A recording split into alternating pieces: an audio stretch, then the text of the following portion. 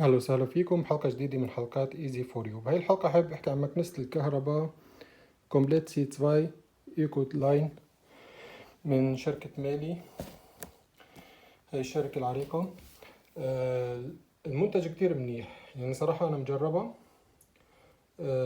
هي بتيجي اكياس، يعني مو بويتل، نحن بنقولها بالالماني، وكتير ممتازة كتير عملية. هاي مواصفاتها مثل ما شايفين. والبويتل بنشتريه اكسترا بشكل اضافي. راح افتحها معكم، نعمل انبوكس على السريع. هاي هي مثل ما شايفين، هاي من شركة ميلي. هاي للسجاد وهاي للأرضية. هي بس نلبسها بإجرنا أو بإيدنا حسب. وعنا هون الخرطوم مثل ما شايفين. في عنا هاي القطعة، فينا نفتحها مشان نخفف ضغط السحب ونسكرها إذا بدنا ضغط أكبر. هذا هو الخرطوم. وعنا هاي تتطول وتتصغر حسب طول الشخص.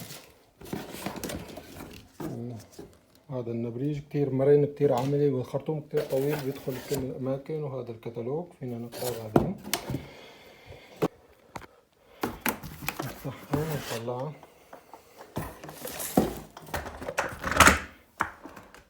الحلو فيها انه هي 3 دواليب قبل ما اقلبها، 3 دواليب وبتتحرك بكل الاتجاهات مثل ما شايفين. وهذا هو الكود تبعه.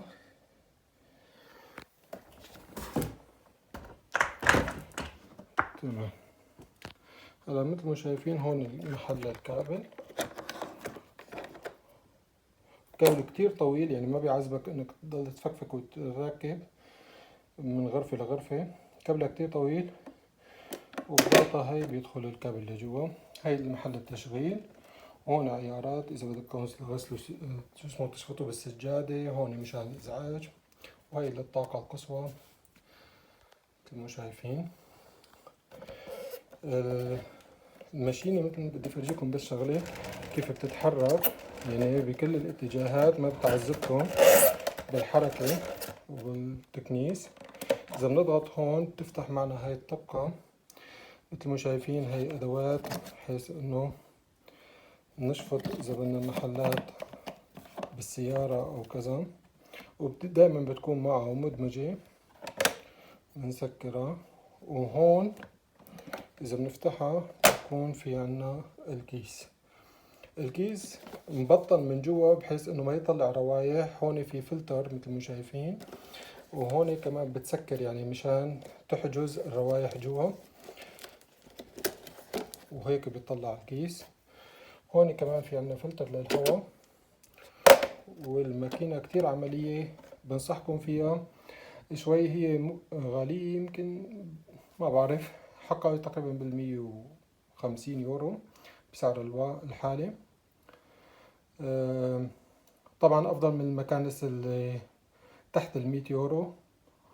وطبعا في مكانس اغلى واغلى، بس هاي انا بنصحكم فيها لانه انا جربتها وكثير مكنسة عملية من كل النواحي، من ناحية الكابل، من ناحية السحب، من ناحية الطول، من ناحية طول العمر.